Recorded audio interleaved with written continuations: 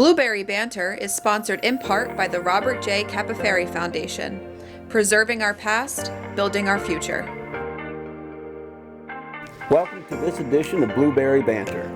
Now, originally we had scheduled President Donald Trump, but we got somebody that's even more difficult to get a hold of. He is your 2025 Hammy's Iconic Hamiltonian of the Year, the president of Our Lady of Mount Carmel Society, I believe GQ Man of the Year, and if he would have paid me for more than a half hour, we could have went into more titles. But with us today, Mr. Lou Pantalone.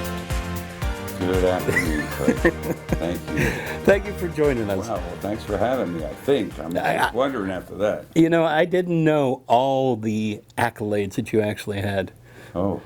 Nor do I. Nor do I. I'm just thrilled to have you here days before the feast. I'm not sure how we pulled that off. I think it's because it's not the 150th year, so we do have a little bit more time this year. Well, speaking of that, do you feel like you're on vacation this year compared to last year? Yeah, Frankie and I were talking about it and said that, wow, are we forgetting something to do something? But yeah, it's a lot less stressful. You did call the carnival rides and everything, didn't you? Yeah. Okay. Yeah. Oh yeah, they're here. All right. I think food's prepped. I think the rides are prepped. I think we're good to go. All right, so some people are going to see this before the feast. Some folks are going to see it afterwards. So I kind of wanted to focus on the feast itself. Okay. You've been involved for how many years now, Lou? Since 1979, so I'm real good in math, but quite a bit. Well, you're in good shape. Let the audience figure that out. Yeah, the calculator. I had to take the boots off. That's not going to happen. What originally got you attracted to it? Family. I mean, my grandfather and my father was a very devoted member of the society. I was a past president, but I used to remember as a child, I grew up right down the street on Pratt Street, so every 16th of July at 7 o'clock in the morning, that first salute would go off, and I see my dad ready and going out the door with his uniform. Back then it was a long sleeve white shirt with a badge and black trousers, and off they went.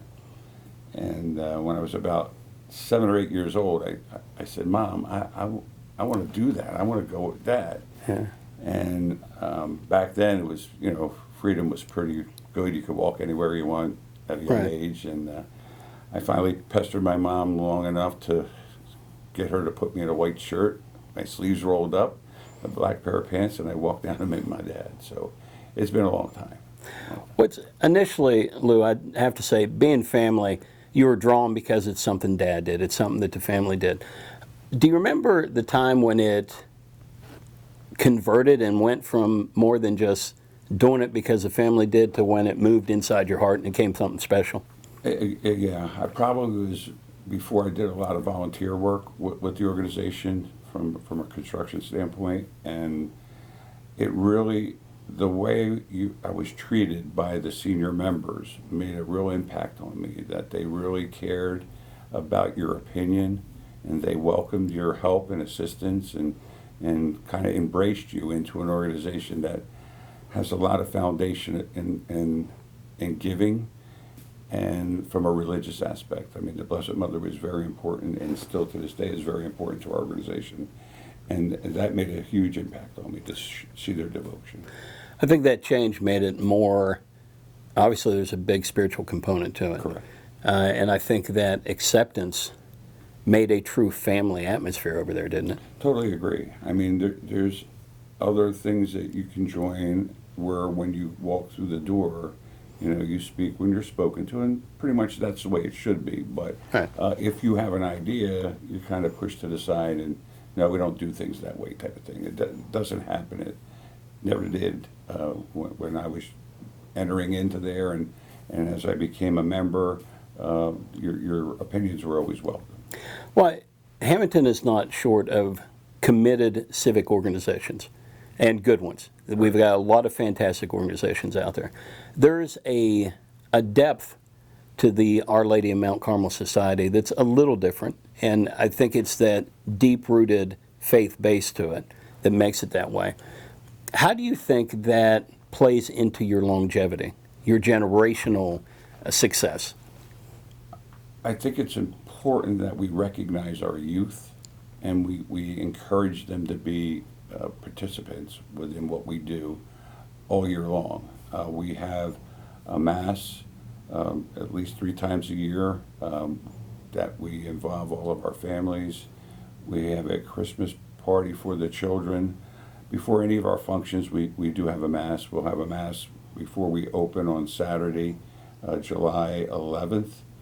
We'll have a mass on the July 16th, and then we'll have a closing mass on July 18th. So to bring the youth into that environment is very important. We don't expect them to come out of high school or college and enter into the society, because there's a lot of responsibilities now Sure. that young people have. Most times both husband and wife have to work, right? So it's tough. So we recognize that, but we don't push them aside. We welcome their help during the week of the feast, allow them to understand what's going on, invite them to all the social activities as we do as a family, and I think that's helping us continue our membership. Well, you feel like that builds a foundation for those folks, don't you? It has, yeah, and you need that, because if you don't understand what we're there for, and that's, again, for our faith and the Blessed Mother, it looks like everybody's just having a good old time. Yeah. 1 week a year, and you party, and you go to the carnival, and you eat, and you drink, and you listen to the music. But that's a byproduct of all of the other aspects of what our society is about. I think one of the impressive pieces I see about the society is, there's a cornerstone with the feast. But you see that same character throughout the year. Anything that you guys are at, you're marching in several parades. When you do, it's you all in unison at different organizations. Even to say to the point where you don't get anything out of it, you're there to support. It just seems like you've ingrained into the community so deep that it's a cultural piece of who Hamilton is. It is, and I admire all the other organizations. I think this last weekend was a great example Fantastic. of everybody coming together. I mean, that committee, led by Mr. Parkers and the other great people on that committee, did a fantastic job. And, something that they're not used to doing, right? The activities that they planned and achieved were monumental, and nothing but kudos to that group. Okay, now this year, as you mentioned, it could be a drop-off for the 150th. But in all reality, generally it's not. And I think, again, that goes back to the purpose and the faith of the event. But what can people expect this year? Yeah, I think we have started to get momentum again. We got a lot of publicity from a lot of other organizations, not just right here in Hamilton, Sure. but nationally. And the one that certified that we are the oldest running Italian festival in the United States, consecutive. Through any of the wars, through COVID, it has never been missed. Sorry. That'd be Lou's phone. We'll be taking a temporary stop here. If you're looking for a little different vibe, off the beaten path, make your way to the original Piccalilli Inn. For almost 100 years, the same Pick family is carrying on the legacy of good food and great cheer. Ice-cold craft beers, award-winning wings you've got to try, and home-style comfort food the whole family will love. Whether it's date night, watching the game, or a special occasion, we can't wait to serve you. Fun, authentic, nostalgic, and memory-making. Take a trip to the Pick. And we're back. We'll also be keeping a phone call tally, as I'm surprised that it hasn't rung about 10 or 15 more times since we've been sitting here. Lou, welcome back to the show. Thank you. Where are we involved? I mean, memory is gone. When last we spoke, we're talking about what they can expect this year. Yeah, thank you. Yes. So now I've got to get my train of thought back. Well, we could get Bobby's train and ride it over here. It's true. Yeah. So yes, momentum I was talking about. Sure. How from last year we were being, we were confirmed the longest running Italian festival in the United States, but with the crowning of the baby Jesus, through the Pope, I think that rejuvenated a lot. One of the things that the membership thought hard and long about, and we're going to try it, we're hoping it continues to keep that momentum going, is we moved the Mass now, which was the Mount Carmel Mass. We usually did it in the very beginning, it was at 7 o'clock in the morning. Right. And we would have our Mass, and then we have a routine that we do throughout the day. And then we would come back and then start the procession around 2 o'clock, 2:30. We decided we had the Mass last year at 2 o'clock, and it was very productive. We had a lot of people there, but again, Right. it's special. It's event. special Mass, yeah. But we're thinking that if we can tie the Mass closer to the procession, that might help all of us have a better experience and more people be able to experience it. So this year we'll be doing the Mass at 3 p.m. With the procession immediately following. And if we have a good response, then it'll continue. If not, we'll move back to where we used to have it again at 2 o'clock. Are you expecting a 42-hour procession this year, similar to last year? Well, we hope so. Only because, It was a great event. Only because that means the people are out, and that's what we like to see. And for those of you who weren't there last year, it was a special day, it was a special year, and there was actually a lot of people stopping the bishop and talking to him, and he was very cordial, spending a lot of time with the people. He actually did. And if you're centering on the fact of what we're for, while we can joke about that, that's even more special to spend that much time on the focus of the whole purpose of the feast. Exactly. So, there's a lot of fun and games, and I know you all have the ability to have fun. We do. Yeah, so I've seen it. Work harder, we play harder. Yes. So along with that, I think that's going to be another key feature. What are some other things that you're trying to keep that maybe you learned from the 150th you'd like to see continue? Yeah, well, we did a documentary. So we closed out that documentary, and you had the privilege of being there when we did the time capsule. And so a lot of that, some of that will be in the documentary that we're going to have up on a screen on the steps of the church, if we can get everything situated this year. So it'll give you more insight into what the feast is actually about and how much more that goes into it. I mean, for this, Yeah, it was a great piece. One week of festival, right? It takes. We're starting this. Setup begins probably in March. We're doing things, and it doesn't get over till August when we put everything away. So it's a lot of work that goes into it. I think we'll continue to focus on bringing people back and their experiences with their families, friends, and newcomers. We've had a lot of people come from out of town, a tremendous amount of influx, and we're very proud of that. Well, the pilgrimage was always part of its history. Correct. I think there's a season there where it was more focused with town, and we still had outside people coming in, but it seems to have reignited, I think is what you were saying earlier. Agreed. That longevity is continuing. You can see it in even the people that come to the feast.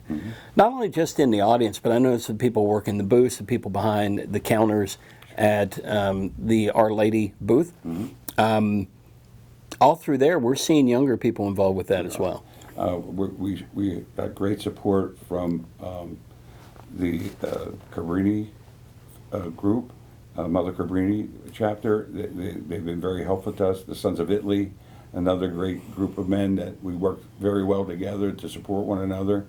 They have a new facility this year. They have a lot more room for their entertainment, and the more activities that take place during the week, the better. I mean, it gives more people more places to go and to experience the town of Hamilton. I think it enhances their entire experience through the town. Absolutely. A lot of our businesses stay open during that time. Feast, obviously, there's a flood on the fairgrounds itself, but you also see those folks filter out throughout the town. The restaurants, the gas stations, other industries. So it's. Lou, let's go a little deeper. You've been a Hamilton native forever. Yeah. What do you think would be some of the difference to the town if the feast wasn't here?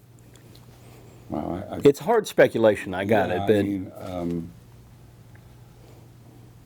there would be a loss of income, I think, to quite a few establishments here. Sure. But I think it's just the sense of losing something that was so valuable tradition-wise, to let it just, disappear would be very impactful, I know, to our society. But I think the people of Hamilton embrace it as well. So it would be a different summer, I can tell you that. Well, I'm going to put you in an uncomfortable position because you're not. Just now? just now, because you love being in front of the camera. I know. You've been very humble since I met you. You always push compliments outwards. But there was a time that the feast was in jeopardy of continuing. Now, you, of course, won't say it was by you. There was an entire group of people who really took the reins on that, but you spearheaded a lot of that. Now, you had a team that rallied around that as well. Let's step back and revisit that a little bit. What do you think had happened? Was it just complacency, or was it economy? Was it a perfect storm? What originally put it in jeopardy, and what steps did you guys take to bring it out of that? I think we got complacent, and we in our minds that this was the biggest thing for everybody, right? All right. With little emphasis on community, we just build it and they will come type of thing. And right. So we had to change that. So it was a little bit of a struggle, but then I think one of the things that we did, and we did it selfishly, but it turned out to be a very, very good community outreach, was we built 50 picnic tables, and we built 2 stages. And when we did that, it was always difficult for the community when they would have events to have a stage or have picnic tables. Right. And then as an organization, we said, well, let's make them available to the community. And we did. And that helped start to revive the relationships that we had with the other groups within our town and the community. So that was very helpful. But I think it was, again, just having, getting ourselves out and talking to the people and reinforcing why we were here to prevent that from happening. In essence, going outside of the 4 walls that you guys had got in. And you have to have vision. I mean, and that's one thing that society, I'm very privileged to have, is when ideas are brought up that seem, wow, how are we going to do that? They embrace it, and they don't put it down. The drone show was kind of part of that, wasn't it? It was. Where at first it was like, whoa. It was how we're going to do it, because when we first did the research, it was $100,000 for 100 drones. Yeah. And we had 400 drones plus fireworks plus music. Yeah. So really accomplished something that was, unbelievable. And it made a difference. We've put the lights down the street. We built a pavilion. We added a lot of extras to make those who participated and came to visit with us comfortable. When was the pavilion built? Well, I'm going to test my mind again. So it's probably fairly recently. At least 5 to 7 years ago. Yeah. Okay. So, what do you wish that everybody takes away from the feast when they come from it or come to it? I hope they take away what a family environment it is, a safe environment. Our police department, chief, deputy chief, all the officers and patrol people, I mean, they do an outstanding job of making sure that everybody is protected and everything runs smoothly. The planning that went into the last year for that procession took over 5 months, and it was very detailed on the part of our local police, the relationships that they have with the other police departments that bring so many others from outside here to make sure it was safe, was incredible. The fire department, I mean, the rescue, the first responders there are always there, making sure everything does go right. The other group that everybody doesn't see, because it's so clean every day, the next day, is our town works. I mean, those people, that department does an onerous job. I mean, in addition to the regular day's work. You walk through the streets of Hamilton, they're clean as a whistle. Yeah, and you're talking thousands and thousands of people that come in, and we don't look like we just had a festival. And it's 6 days. Yeah. So, it's a lot is accomplished by so many to continue to have that environment that allows us to, people want to come back. I guess you could say it in a bragging way, but could you really see this going on in any other community but Hamilton? With the way the cohesiveness inside the community is? I know others try it, but I guess the testament to our group is how many days we do it. Others can maybe do a day, 2 days a weekend, but we're 6 or 7 days that this is accomplished. Plus, outside events. I mean, we have the sandwich run, which in essence is now it's like the kickoff. We started that. This will be year number 3. Yeah. Got some surprises coming this year. I was figuring. Mom's the word. Yeah, you think Meatball has a chance? Hey, hey. Meatballs, Sons of Italy, it could happen. Sons of Italy won the first time, but the red roast beef. Broccoli Rob pulled it out last year. Listen, not like anybody in Hamilton would put money down on that race. Just saying. No, it's all clean. But At the ravioli dinner that they're having prior to the race. So it's awesome. There also there's a novena too during the week for the Blessed Mother that is at the church, which is explain that. Yeah, it's a service that is held to recognize the Blessed Mother, and your the prayers that you say are about the Blessed Mother and her. So that happens for, I think it's 8 days leading up to the festival. So another tradition that has been carried through. Unfortunately, we won't have the bishop this year. He had a prior commitment, but we do have a new pastor, Father Jamie King, and Father David was very helpful, helping us, continue the faith side of the celebration. Did a lot with us last year to really make it successful. We're going to miss Father David, but Father Jamie is a disciple of Father David. They went through this. They grew up together, basically. I think they fight over who's older, and I can't remember, so I'm not going to say. But still family. Still family. Father David will be here through the feast to help Father Jamie get, acclimated. So I met Father Jamie. I know Father Jamie, a great addition to our town. Well, the fascinating part, Lou, is it's monumentous and monumental. Let me try the English words. I get real fancy. The amount of activity and entertainment's going on is top notch. The show we did last year was just out of the park. Now, you couple that in, but it still comes down to the fact that the blessings of the success of this has to be rooted in its faith.